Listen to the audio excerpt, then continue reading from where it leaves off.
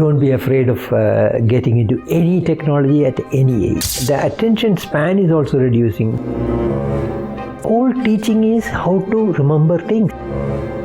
Train these people who are in the schools, who are in the... Today, I would have been around 300 million. Wow. It is... Nobody understands Tesla enough. Not even Stock Exchange understand it. They think it's a car company. It's not a car company. He resigned from Google. I don't think generations have to teach the other generation. Can you ask your father for your career advice? The granddaughter comes on the line and she talks to me for 1 hour. I am also learning with those younger generations. I have a lot of message to give to my own generation people. Whatever lessons which we have from elders, they are wrong ones. The other countries are finding it difficult to get people even for 3 years. So from age 35 onwards, they are doing nothing. They are in village, they have enough money, they drink and go to sleep. I blame the officers for it, because the officers are the ones who are leading all the fight for demand for... They only want to increase the pension. English has become a differentiator in class. Comes from the British days. They cannot live without internet. Same thing is going to happen about AI. Knowing the answer is not important now. Asking the right question is more important. Yeah. जय हिंद दोस्तों, स्वागत है आपका एक बार फिर से the experience matters के नए एपिसोड में। आज जिस गेस्ट को हमने इनवाइट किया है वो एक 80 ईयर्स यंग हैं और आप बिलीव नहीं करेंगे जितनी टेक्नोलॉजी आपको और हमें जो एआई नहीं आती है, he is the master of that AI technology. He uses ChatGPT, notebook, what you name the AI on every day and creating beautiful output out of it. So आज उन्हीं के बारे में जानेंगे कि इस 80 ईयर्स एज में भी वो कैसे अपने आप को क्यूरियस रखते हैं, उनके बैकग्राउंड के बारे में जानेंगे और उनकी लाइफ के बारे में जानेंगे। तो आइए स्वागत करते हैं चंद्रा सर का। Chandra sir, welcome to our show. Sir, सबसे पहले तो आपसे जानना चाहेंगे आपके इंट्रो के बारे में।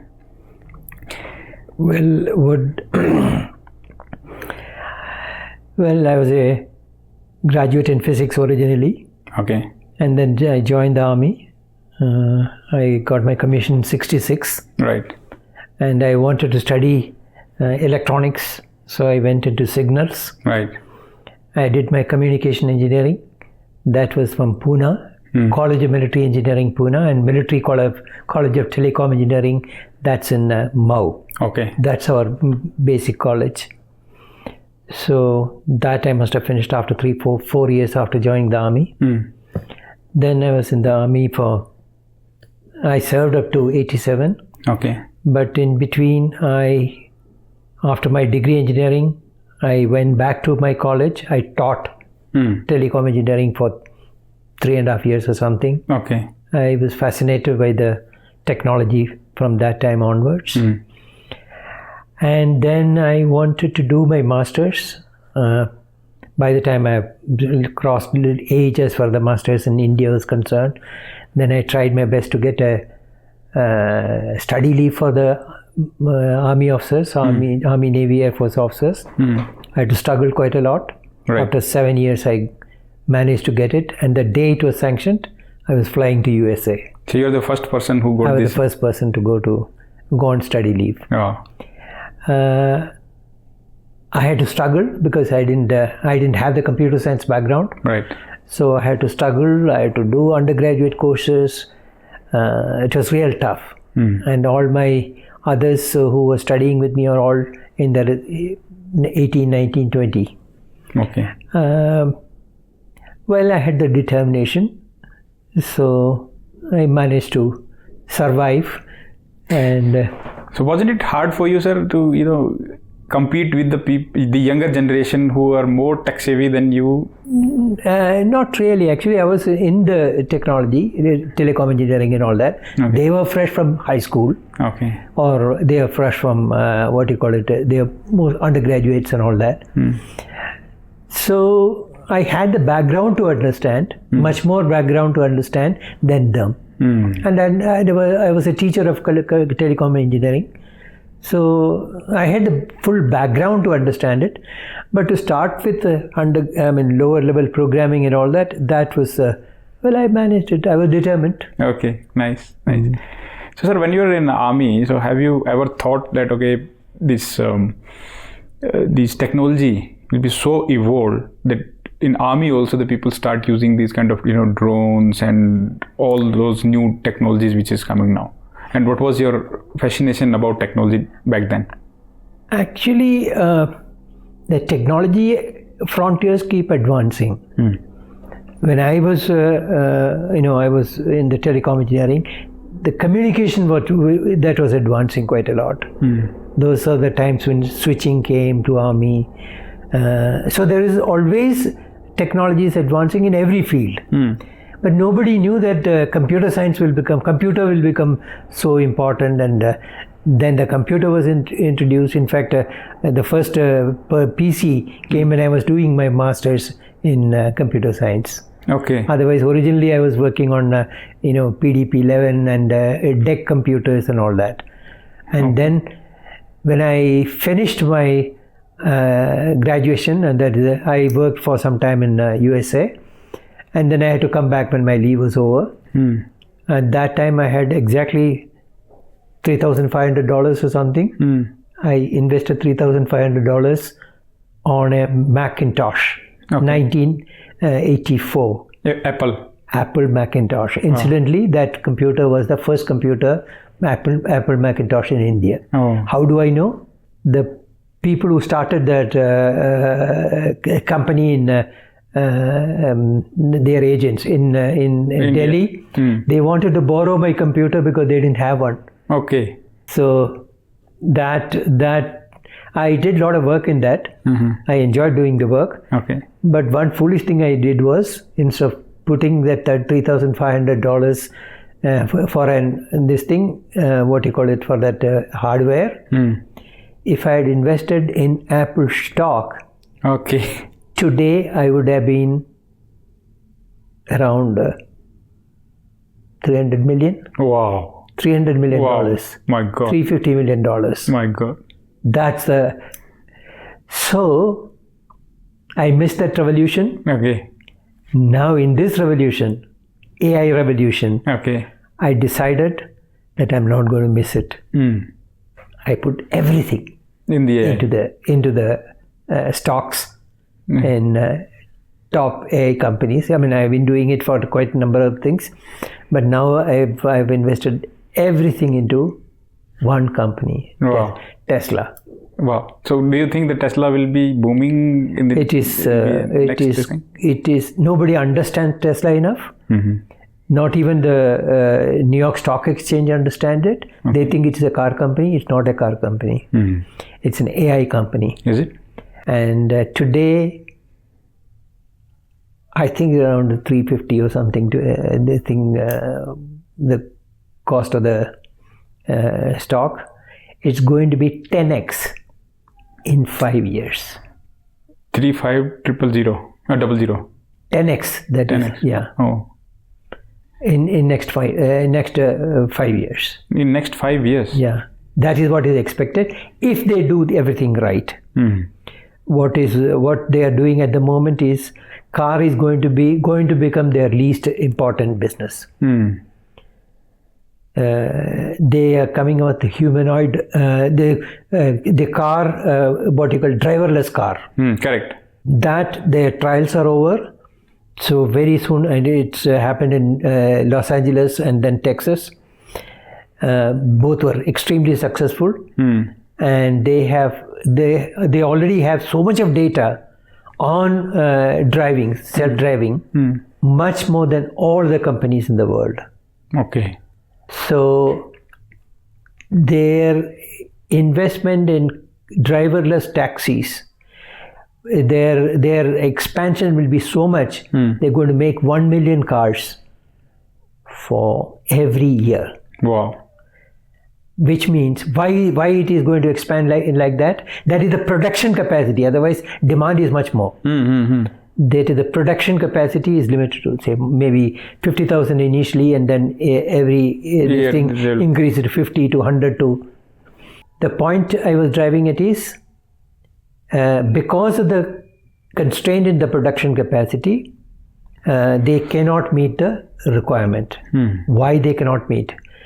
Uber will be nowhere. Achha. The cost of car hiring is around $3 to $4 a mile.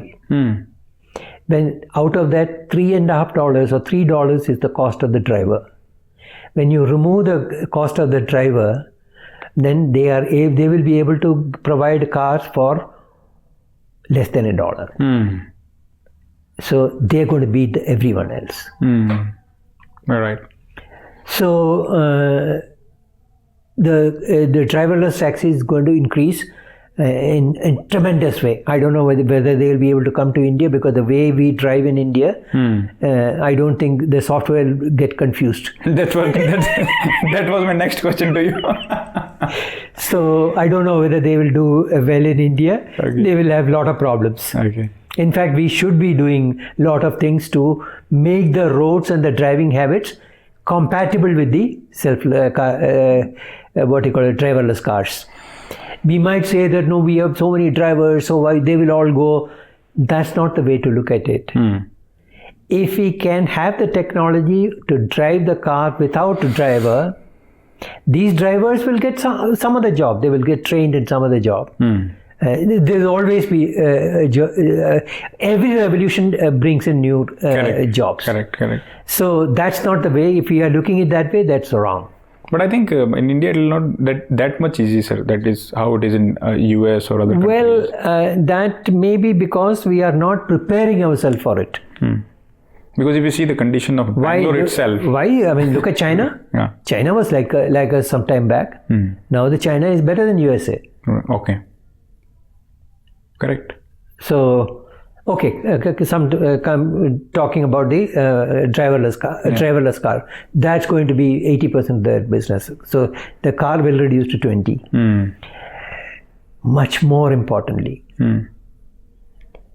the humanoid robots. Okay. That humanoid robots, actually, the car is a robot. Correct. Driving. The humanoid robot is a walking robot.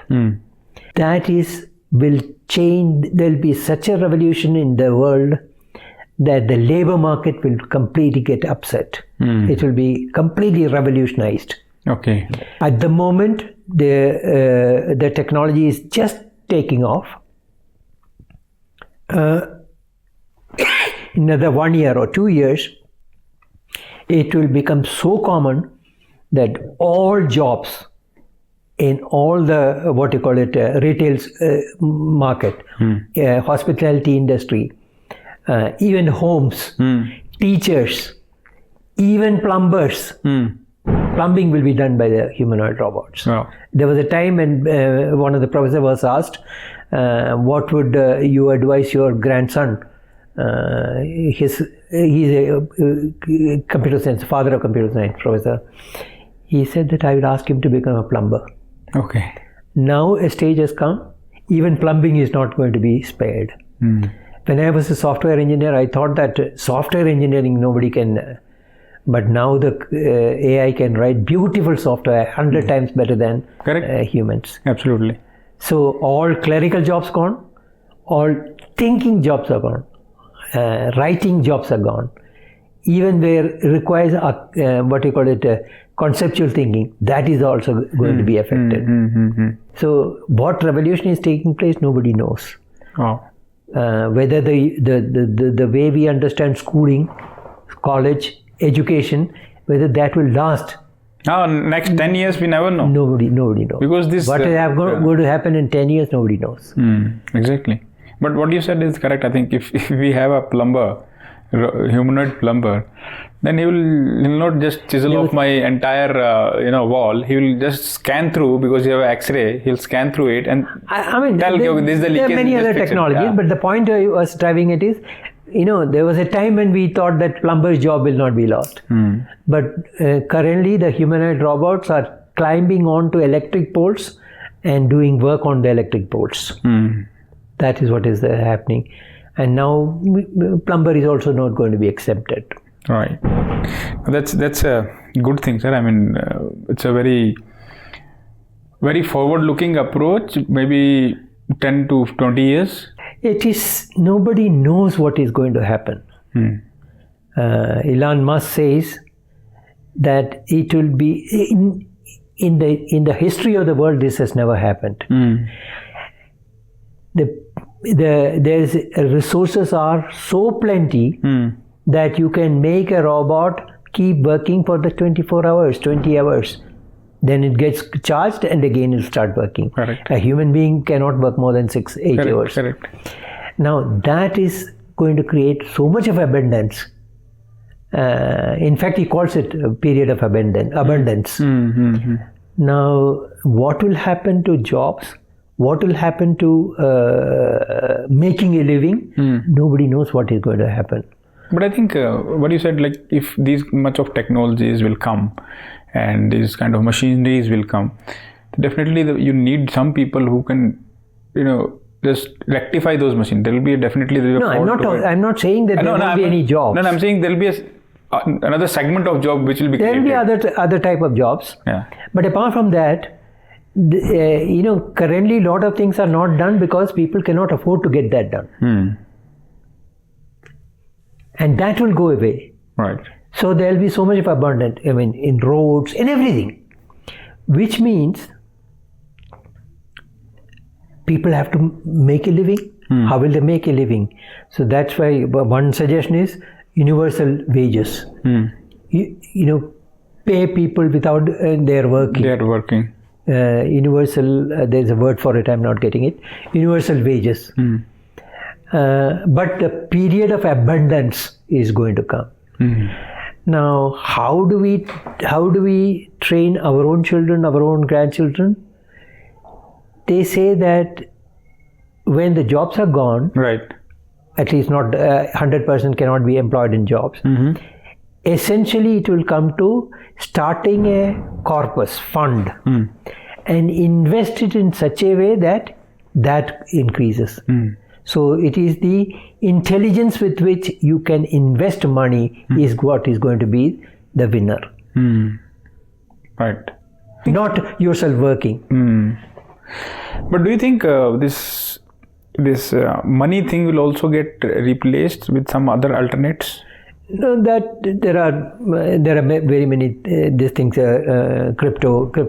No, why I'm asking this question is basically when there's very less jobs and people are not, how they will get paid, what they will, because when we go into back in era, there was a trade off, like you give me rice, I'll give you wheat, kind of this trade which happened, and that's how the people were living and sustaining themselves. But when these technologies will come, let's say 20-50 years down the line, definitely if somebody is not making a job, one thing is that the government has to make some solution. Initially that universal wages, this thing. Otherwise it will be even having a corpus of money and investing it, using your intelligence to invest it, that itself is a job. So that job will not go away. But that reminds me, the job of farmer, in that case the farmer will be the richest person in future, because ultimately you have to eat for a living. Yeah, but then if an acre of land can be supported by one farmer and so many machineries, then only one farmer, the owner, his own son will not be able to survive within that. But anyway, the question is, what all changes it will take place, nobody knows. Right. So what excites you, sir, more about artificial intelligence apart from this? What excites me is the tremendous progress at which things are moving. It is unbelievable, the amount of progress. Every day, it is keeping pace with what is happening, is becoming impossible. And at this rate, very soon, AIs will be able to take over human. It'll be their intelligence will be much more than what the human beings can provide, and that is the danger. There are dangers to it. There are risks, and those risks have not been addressed. So, how do you think? Will there be any check or stop on this advancement of the technology from the government? Essentially, people don't even understand. The people in the government don't understand. Not only in India, in USA and many other places. And the people who understand, they have raised some fears, and others don't understand what they are saying. So people don't bother about anything about what risk they are talking about. So essentially, that is an area which has not been addressed so far. But the rate at which we are progressing, we are going to reach a stage in which AI is going to take over. I mean, our intelligence is going to cross those of the human beings. And then what will happen? Nobody knows. This is an issue which has not been addressed, and this is an issue which has not got the attention of decision makers, and the people who understands it are unable to explain to others. So do you think that some people are also working towards this direction as well? Which direction? Like in identifying risk and highlighting these things? There are people who are working on it. People who are, but then others are not listening to what they are saying. Because they are not understanding those risks. They are not understanding. There is a professor, what's his name? I've forgotten his name. Berkeley professor. He was hired by Google later. And the Google, at some point before a particular conference in which he was supposed to speak, he resigned from Google. And the people asked him, why did you resign? Are you going to join somebody else? He said, no, I wanted to speak my mind. And if I am working for Google, I will not be able to speak my mind. And then he resigned, and then he spoke his mind. That's right. That's great. But sir, if you compare like the mindset of youth today with your generation, how do you think technology has changed people's patience, focus, or the creativity? Coming back to this thing, how technology is. There is always people are at the frontiers of technology at some point in time. Currently, it is AI. Earlier on, it was industries, manufacturing, and many other biotechnology and many other things. So there will always be people who are not afraid of frontier. People are adventurous, and there are always people who do not want to go to the and they don't want to feel uncomfortable. So they will always be pulling. I mean, they will not be getting the skills required, and they will fall behind. Okay. And I find my own people who studied with me, they are of my age. Quite a number of them, I am unable to convince them that if you can write in English and ask the computer to do it, it can do. They don't understand. They don't believe that it will happen. When I say that, okay, here is my product, whatever I have done, this thing, and when they look at it, they think that I have some magic. It is just a few half an hour's work. Absolutely. And they just don't believe it. And then if they have some doubts and all that, they call me on telephone. And when I start guiding them, they say, hold on 1 second, let me call my granddaughter. And the granddaughter comes on the line, and she talks to me for 1 hour. Oh. That's what happens. Yeah, that's great. But I mean, if one thing that today's generation could learn from your generation values, what that would be? I don't think generations have to teach the other generation. In fact, at the moment, we have to learn more from younger generation than we teach them. Okay. The trouble with in career advice. Can you ask your father for your career advice? He won't know. He doesn't understand. Can you ask your grandfather? Obviously, he can't guide you. Correct. Whereas the young, I mean, I kept myself up to date and all that. Who are my teachers? People in 20s and 25, 20, 25, that the age of all my teachers. Right. I don't find. And then there is a course which is specifically meant for people above 40. Acha, okay.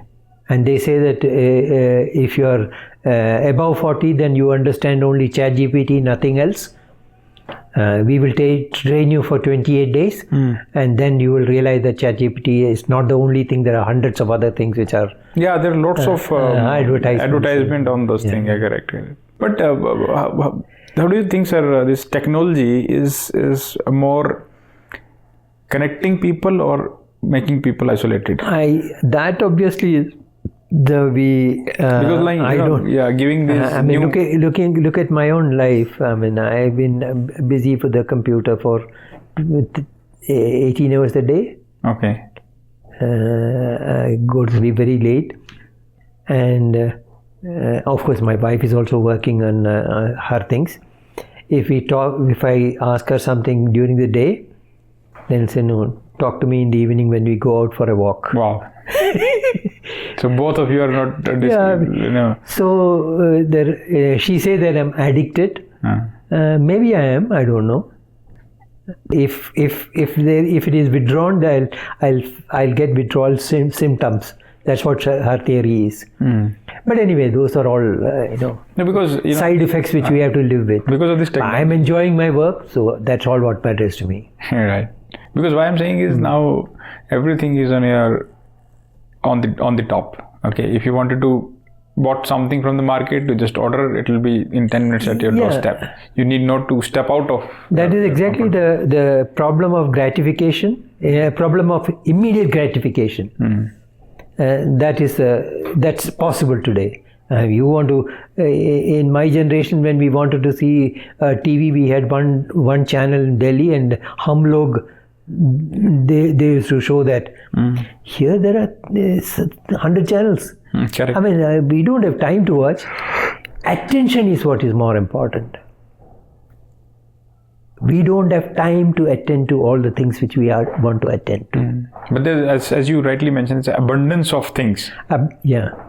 Which we were not able to earlier. And then the attention span is also reducing. We can't, at the moment, we can't even, if the video is say 20 minutes, you don't have patience to spend 20 minutes with that video. We want to switch over to something else. Or at least in some other window, something else is running. Exactly. So that, that impatience with that is affecting us. So much so, reading a book has become so difficult. I mean, nobody's reading a book. They just put it into a ChatGPT, get the summary, just understand the summary. That's the end. But then we are missing out on many things like that. My wife would say that unless you read the original one, you don't really get it. Correct. Absolutely. You will not be able to connect the feelings of the writers, basically what he's trying to convey. No, that's a good one, sir.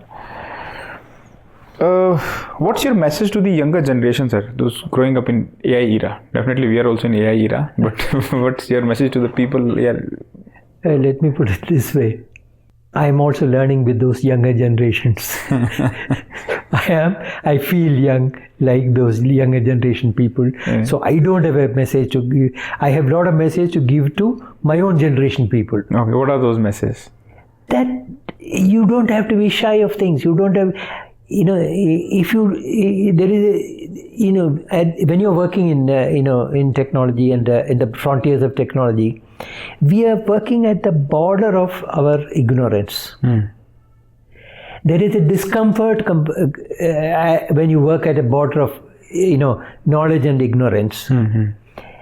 One should start feeling comfortable working in that border of ignorance. Quite a lot of people are not comfortable. Okay. Whereas young people, 5-year-olds, give them a tablet. In 5 minutes, they will learn how to. Correct. Absolutely. So it is all. We have to learn a lot of things from the youngsters, not the other way, I think. Okay. In fact, whatever lessons which we have from elders, they are wrong ones. So we have to protect our children. Like any example you wanted to give? Career. I mean, you can't ask your father for your advice for your career. I mean, they don't know. But don't you can't even ask somebody elder to you by 10 years. But don't you think, sir, earlier, I mean, definitely nowadays it is changing very rapidly. Every 3 months, every 6 months, there's a new career opportunity for the people. New field is coming up. But back in before 90s, definitely there are some limited No, standard careers. Standard you careers. have. I had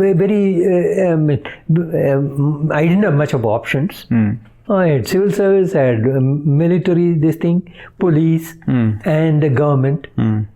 Those are the options left. Now today, people, our own children, don't want to go in any of those careers. You have to go in technology. Technology or the other thing, they have, even in the art and even the social sciences, people do a lot of interesting things. But having financial support for doing whatever you want to do, that is all we can provide to our youngsters. Of course. So the learning from up to down is almost even undesirable. Forget about utility part of it. Correct. It may even be undesirable. So, sir, we talked about technology, and before this recording also we were talking about technology, and you're telling lots about the technology. How do you keep yourself agile and learning and staying curious at this age also? Well, I'm curious. Anything which I don't understand, I will get down to it, and till I understand it, I'll not leave it. I don't leave things. Okay. So the perseverance is what keeps you going. And then people think that at this age we can't learn anything. That is the sort of, there is no age for that. Yeah, you're right. So this, coming back to your army days, sir. So earlier there's a lot of discussions also happening, why the strength of army is being reduced. Like there's a new scheme of Agniveer thing that is also created lots of issues, because if you cut off the manpower, how do you fight the war? What's your take on it? How technology is definitely we are looking, when we are seeing some videos, when we are seeing in some news, China has developed some AI things, automated robots which go and fight for you, and then drones and whatnot. So what's your take on it? Let's look at it in two different things. One is technology is changing the field of war. That will keep on changing. Other thing is whether what we are doing is right or not. We want youngsters for this thing. Looking at army as a lifelong career, the old people might desire it that way, but that's not what is going to happen. And that's not what is happening in many other places. In Israel, people serve army for 3 years and then they go out. Yeah. So we have to change our view of what a career is. But we have problem of people not being employed, people looking at a government as a safe career. Those ideas we will have to change. So what do you think? This pension thing will also go away from the army, defense services in a long future? The other countries are finding it difficult to get people even for 3 years. Okay. We want people to join the army, people who want to join the army and continue for lifelong. Maybe because they do not have pensions. They don't have other opportunities. Even in the case of people who serve for 20 years, currently what is happening is they go on retirement with pension. Yeah. And the moment they are getting pension, and these days pensions, you can live a good life even with a pension. So they do nothing. So from age 35 onwards, they are doing nothing. They are in village, they have enough money, they drink and go to sleep. Correct. Whereas in, say, a country like USA, the people who serve in the ranks as soldiers, they go to the top universities. Government supports it. They go to the top universities, and the vice president of USA, he was a corporal few years back. Wow. He was a corporal, and today he is a vice president. What is the difference in between? He did his law from, I think it is one of these leading law universities, Princeton or somewhere, I don't know, Cornell, I think. Okay. So, if a soldier can go to Harvard or Cornell and those universities, in India we don't even think of giving them an opportunity. And I blame the officers for it, because the officers are the ones who are leading all the fight for demand for. Nobody is talking about giving them a career. Nobody is thinking of giving them an opportunity to. They joined the service as a soldier, not because they were not intelligent enough. It's because they didn't have the opportunity. Right. So number of bright people, if you take 100 people, there are 20 bright people. Absolutely. That 20 bright people are there even if you take in a purely village people. Those 20 people can be identified and given the topmost education. They will beat all others. Correct. We are not looking at this from this manpower point of view, human development point of view. Right. So the moment a person retires, at first what he becomes, after finishing his soldier, he joins a bank. What does he do? A security guard. He holds a a rifle and a security guard. Correct. It's terrible. Absolutely. And I blame officers squarely for this particular thing. They only want to increase the pension. They don't want to. Exactly. Do good for some educational support. I'm yet to see in all my groups and all that, I find people are not receptive at all. You give a 35-year-old a pension better than many of the people who earn a salary that time. Why should he work? Definitely, he will not work. He will not work. Go to any village in Haryana or Punjab or anywhere. You find this happening? Absolutely, this is happening. Actually, this is happening. But don't you think that there will be a requirement to revolutionize or change the way of army, because it is what Britishers gave us. We are running the same thing. Yes, the mindset is very difficult to change. I mean, I think differently because my exposure was different. I went to university at age 40. I was exposed to what is happening in US universities. I met people. That makes a lot of difference, lot of changes. But people who are not exposed to all that, they are the old mindset people. They only want to increase in pension so that they can, at age 35, they can stop working. Because why I'm asking you this question is I'm talking to some of my friend who is also from the defense forces. So he said that there was very distinct difference from Indian Army, or not Indian Army, basically Indian defense services as compared to the other like US or other defense services. Because there the environment is very discipline required. They have discipline, but otherwise it's a very casual thing. They do not differentiate between an officer and a soldier basically. But here it's a very hierarchical thing. That comes from the British days. In the British Army, nobles, that is lords and nobles, they became officers. Peasants became soldiers. And here the upper class became officers, and the people who are from villages and who couldn't afford a good education, they all became soldiers. That mindset has not changed. But that is required to be changed. Well, if you want to develop, give an opportunity to everybody, it has to change. Yeah, correct. And this mindset is very, very upsetting for me. I mean, I find it extremely annoying. And look at the English as a language.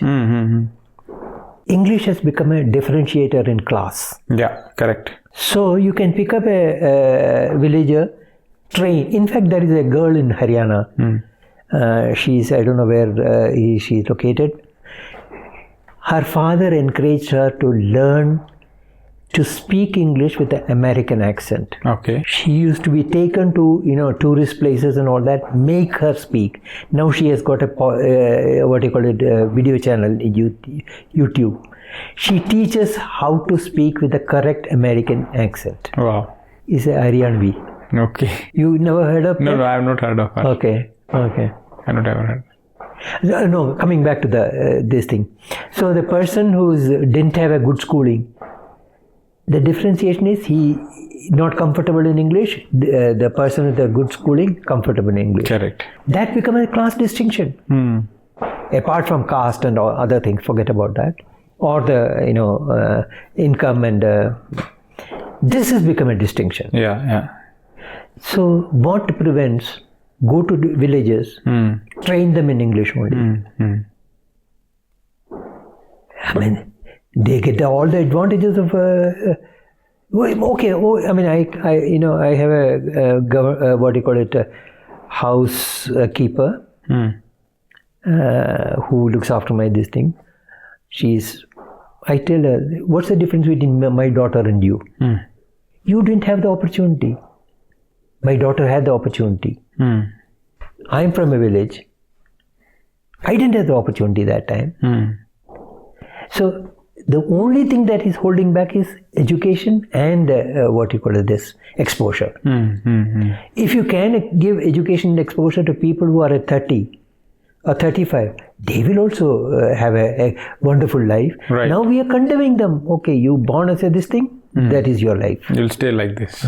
And there's a lot of differentiation. I mean, people look into a different, different way when they are just coming out from their services. They'll not be treated like how the other officers are being treated outside.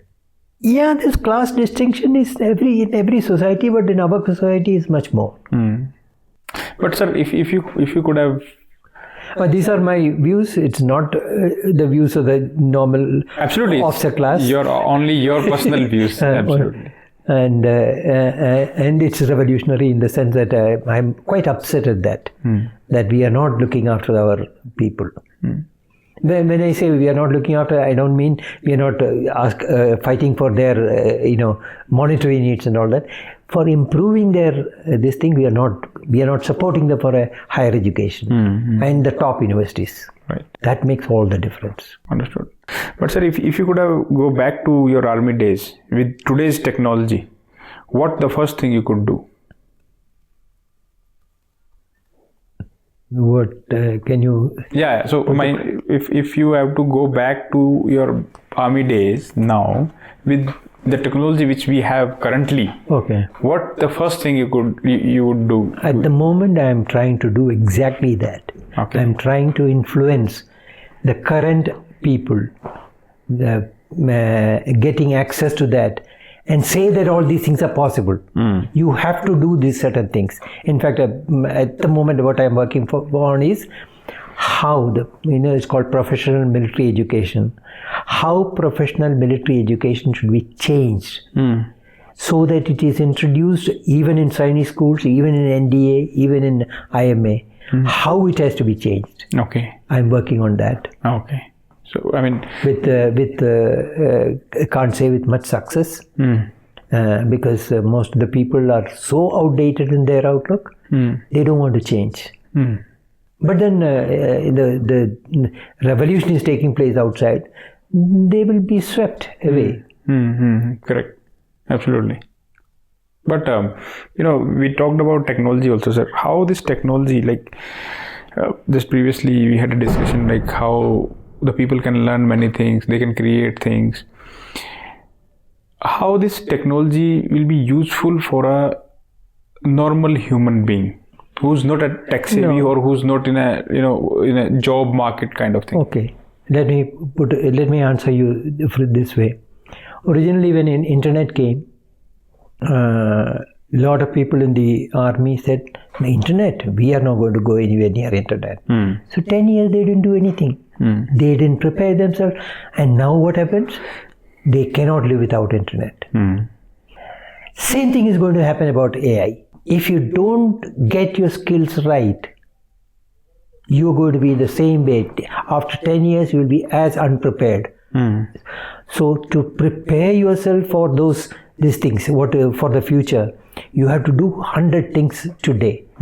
Starting with education even at the lowest science schools and RIMC and all that, and then NDA, and they can learn it if people in the civil, in the young people, all these people who are really advanced people who are teaching so many courses in AI and all that, they're all in their 20s.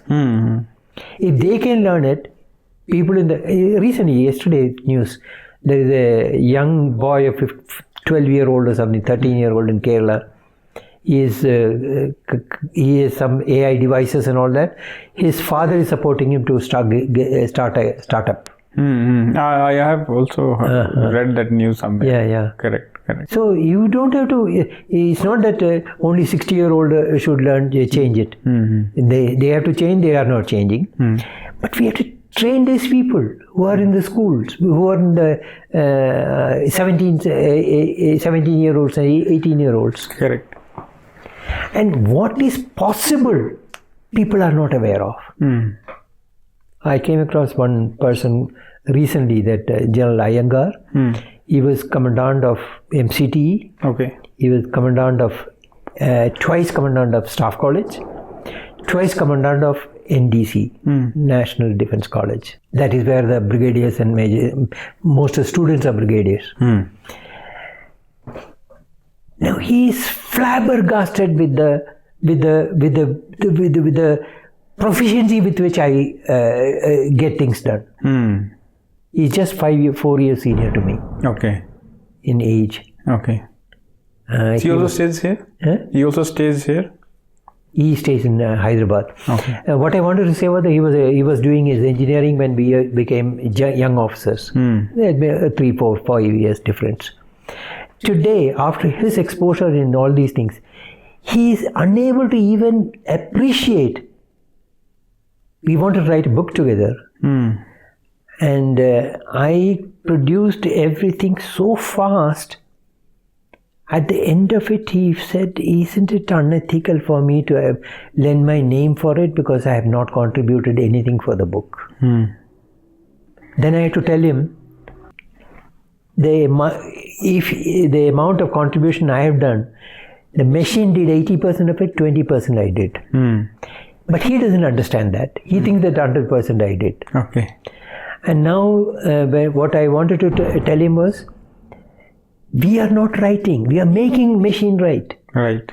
We are giving the right only command. Giving the right command, and we are correcting them. Now, I keep saying one thing more. Knowing the answer is not important now. Asking the right question is more important. Yeah, absolutely. Correct. Exactly. And then I had to prove to him, when he said that I could not contribute, I feel it is unethical for me to say that I contributed for this book. He insisted that I should take his name off from that. Then he asked me, "I have, can you ask these 3 questions?" He defined the question in an email only. I asked to the ChatGPT this thing,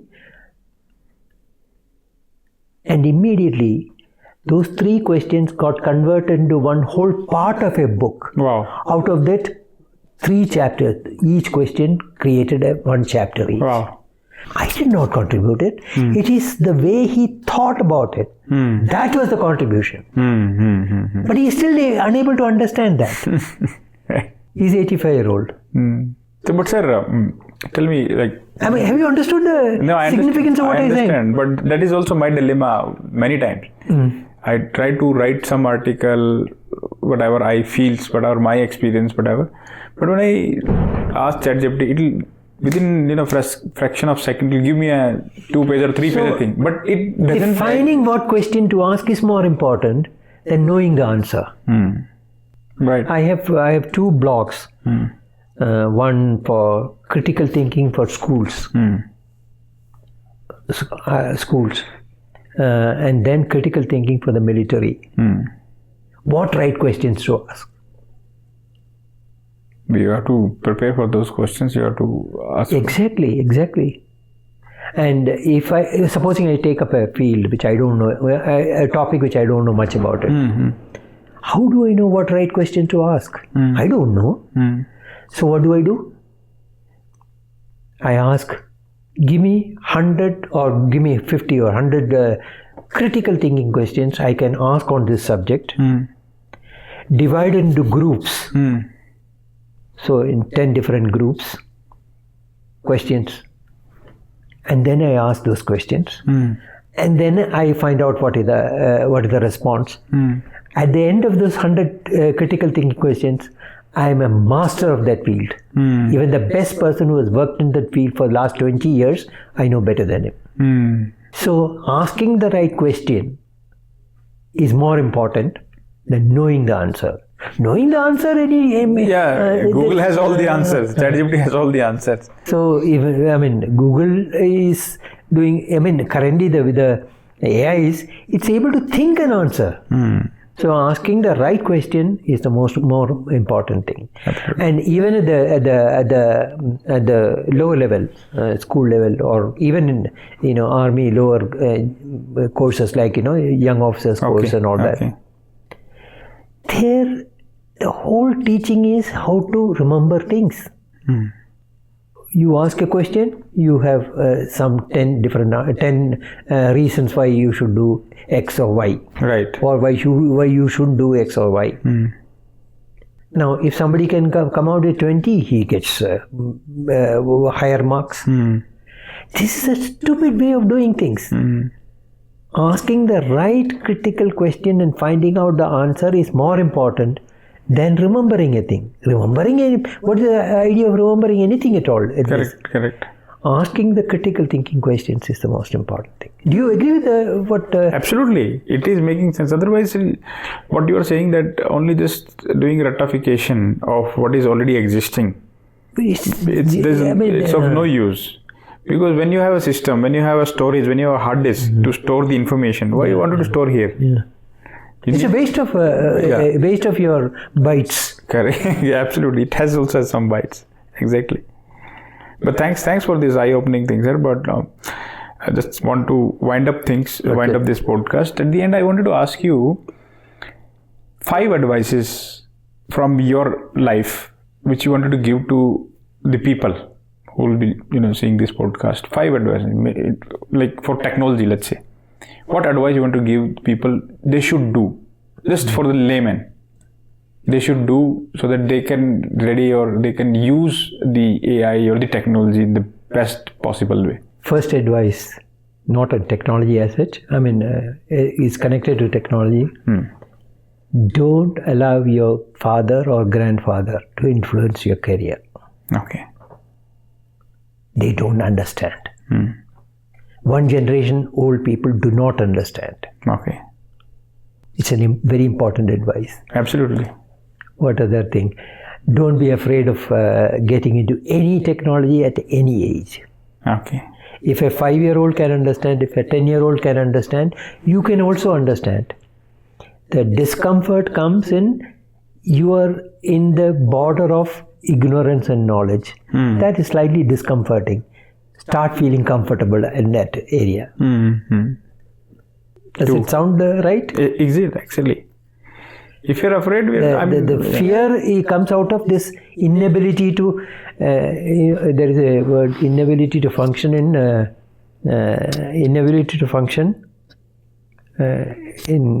There's a particular word, I'm not getting it. Uncertainty. Okay. When things are uncertain, you feel there's a discomfort. Start feeling comfortable in that. Start feeling comfortable in being ignorant of things. These are some of the things which I can say. And anything else you wanted to share, like for these are 2 advices you give just now. What are the other 3? These are very difficult things to follow anyway. No, exactly. But what are the other things from your life experience? Another thing which I learned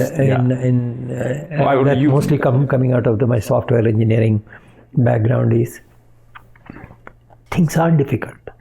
If you want to learn anything, I mean, even starting a podcast is difficult.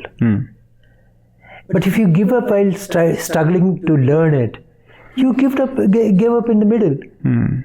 Having perseverance to continue learning. That is another thing which is extremely important.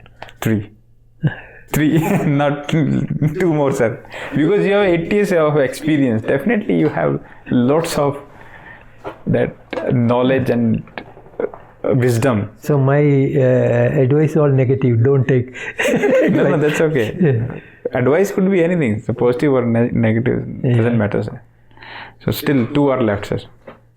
And there is another thing which, in classics, like Socrates,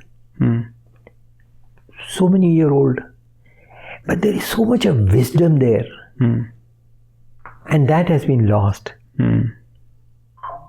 And the critical thinking comes out of, he never said that he understood anything. All he said, I only know how to ask questions.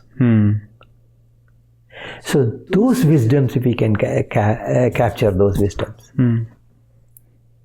So how to get there? Well, books are available. It's a question of exposing yourself to that. What name you just mentioned? Socrates. Socrates, okay. And many others, philosophers and all that. Okay. So these are all not new. It's all many hundreds of years old. And the last one, sir?